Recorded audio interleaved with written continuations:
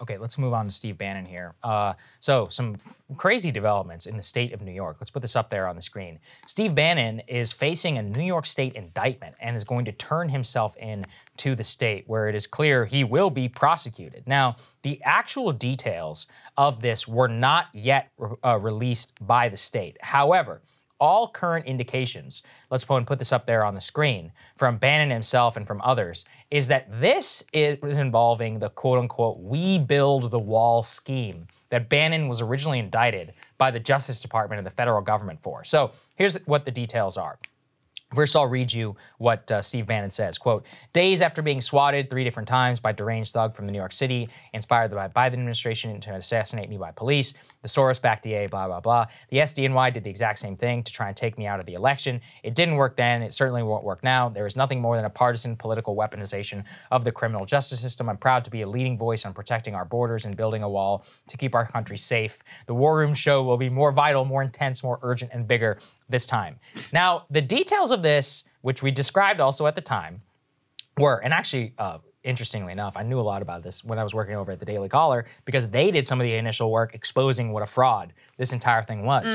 It essentially involved a GoFundMe in which Trump supporters were giving real money, like millions of dollars, to an organization that said, if the government's not going to build the wall, we'll build the wall. We'll buy private land and we'll build an actual border wall on top of that. And there was a lot of schemes as to like contractors that were going to get involved and all of this. And essentially what came out from the Southern District of New York, who indicted Bannon on fraud charges, were that Bannon himself and the founder of this organization essentially pocketed like $1 million, and that none of it actually went to they never this built scheme. the wall. And the well, look, go down there. Was it built or not? Plot twist: it wasn't. This was promoted on Fox by a lot of conservative media organizations. Like I said, to their credit, the Daily Caller, Andrew Kerr specifically, who used to work there, was a guy who exposed all of this going on down at the time.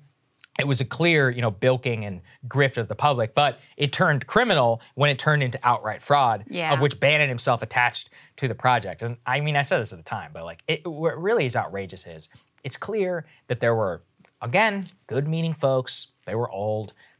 Some of them were believers. They gave their hard-earned cash to this GoFundMe, and they stole it. And Bannon, this is what always pisses me off. He was already a multimillionaire before he walked into the Oval Office, before he even walked in the White House. Why do you need this money? Like, why take $1 million from these old people? Now he's printing money off War Room, and it's like, why?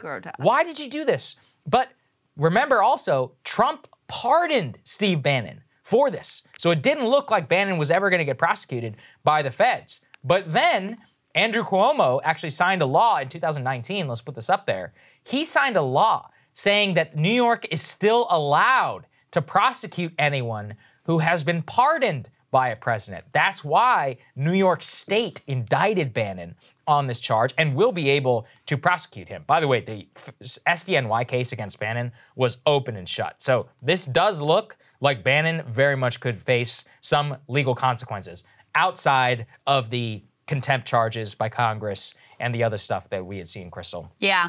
Well, the other folks, so Trump pardoned Bannon. He did not pardon the other folks who were involved in this scheme. Right. So 2 other men, including disabled veteran Brian Kolfage, is that how you say He's the guy who was the master. He was like the ringleader of this whole thing. They both pleaded guilty in federal court in connection with the fundraising scheme.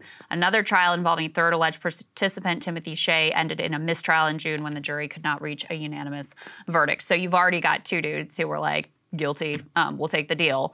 So yeah, doesn't look good for Mr. Bannon here. Of course, he came out, swinging with a like, they'll have to kill me first, et cetera, et cetera. But he was full of a lot of bluster before his contempt trial here in D.C.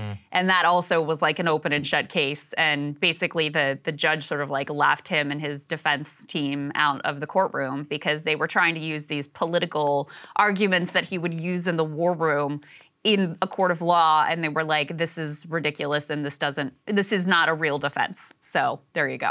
I mean, look, Brian Kolfage, again, I remember he would go after the Daily Caller for reporting any of the truth behind his whole scam, and actually in some cases would use his veteran status and disabilities in order to, he's like, how dare you come after me? He is the lowest. Identity politics, weaponization there. He is the lowest of the low for going after, again, old people and others who genuinely believed in this message. Isn't he the one that and bought taking their that bought like a yacht with this money or something I like don't that? remember the That's my exact recollection. details. I don't remember the exact details, but I mean, taking money from the people and not actually doing what you say is just like, especially whenever it comes to cynically using it for political purposes, is just truly one of the worst things that you can do. And that's He did buy a exactly what he yacht, did. by the way. There you I was go, correct in yeah. remembering that detail. Yeah. Just Here's the scum. yacht that indicted Build the Wall founder Right. used stolen money to. It is disgusting. Right. I mean, whatever you think of like border security and Yeah, the wall, put that aside. Yeah. these are people who believed in something who were completely defrauded, and they deserve justice. I mean, it is disgraceful, and it's disgraceful the number of people who have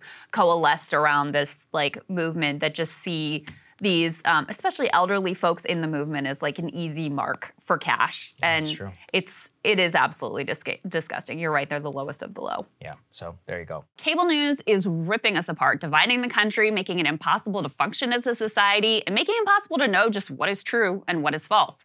But the good news is they are failing and they know it.